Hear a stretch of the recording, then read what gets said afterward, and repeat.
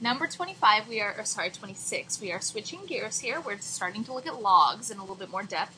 Algebra 2 is one of those classes where we just have so much to cover, and some of it doesn't always fit in with the other stuff, but that's okay. All right, so here we go. We are given the value of a few different logs, and we are asked to find the value of a different log based on the values that we were given in the other ones. So if I look at this, I'm given log base 6 of 10, let's just underline them, 9 and 4, and we're asked to find log base 6 of 5 over 2. So the goal here is to write the 5 over 2 in terms of the numbers that are given here. Okay, so I know that I can write 5 halves as 10 fourths, and I still have the same thing. Okay, so log base 6, this is the equivalent to log base 6 of 10 over 4, right? I hope we all can agree with that. Then we had those 3 log properties that said, one of them said, if you have a quotient within one log, you can separate it into 2 logs by subtraction. So that's what we're going to do next. And then it tells us over here log base 6 of 10 is approximately 1.3. So we're going to put approximately 1.3 in for log base 6 of 10. It also tells us that the log base 6 of 4 is approximately 0.8. So we're going to put that in for log base 6 of 4. And log base, so 1.3 minus 0.8 is 0.5. Super easy, right? It's just a matter of identifying what things are equal to what and plugging stuff in, and that's about it. Okay, so let's do more log stuff. Number 27. A lot of these log things go really easy if you have prepared yourself. So it's all about preparation with these topics. Okay, number 27. If log base A of 14 equals B, which of the following is true? Well, we're given all of our options in terms of exponential equations, so it's probably a good idea to put this in an exponential equation instead of logarithmic. So we always look at the base of the log, which is A, give both sides that same base, A log base A cancel each other out, so 14 equals A to the B power. And that's it. Same thing with number 28. Let's put a line there so we can keep ourselves straight. Okay, same thing. 18 to the B power equals 27.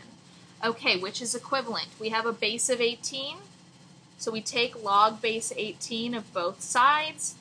Those cancel out, and B equals log base 18 of 27. That took what, like 20 seconds or something? If you are prepared, a lot of these log problems shouldn't take you all that long. As with number 29, log base 3 of W squared times the cubic root of U, which is equivalent. Okay. So remember log properties. We have 2 things that are multiplied here that can be separated by addition. So this separates into log base 3 of W squared plus log base 3 of the cubic root of U. Next, we can rewrite the cubic root of U as U to the 1/3 power. So let's go ahead and do that.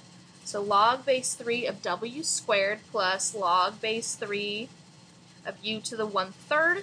And now what we end up with is a couple of extra exponents up here, okay? That final log property says that we can write those as coefficients in front of each of these logs, log base 3 of U. And I think that the answer that you were given for this one, this said log base 3 of U divided by 3, that's the same thing. Multiplying, if you take half of 10, you get 5. If you take 10 and divide it by 2, you get 5. So same thing with this.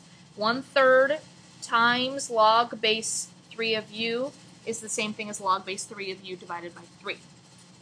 Okay, let's go ahead and look at number 30. Let's move this up. So number 30, we've got 2 log base 6 of A plus 10 log base 6 of B, and we want to find an equivalent expression here. So now we're doing what we did in the last problem, but in reverse. We're trying to put both of these logs together into one singular log. Okay, so we end up with log base 6 of A squared plus log base 6 of B to the 10th. Okay, then again, we have 2 logs being added, which can combine to one log that has the 2 things being multiplied, and that's about it. Pretty easy, right? Okay, let's look at number 31 real quick, which is equivalent, or what is the value of log base 3 of 9? Well, the goal here is to write 9 in terms of a base of 3, because remember, log base 3 and a base of 3, they cancel each other out. So I know that I can write 9 as 3 squared, and then we have log base 3 and 3 canceled each other out, so log base 3 of 3 has a value of 2. Okay? All right, let's go ahead and stop there.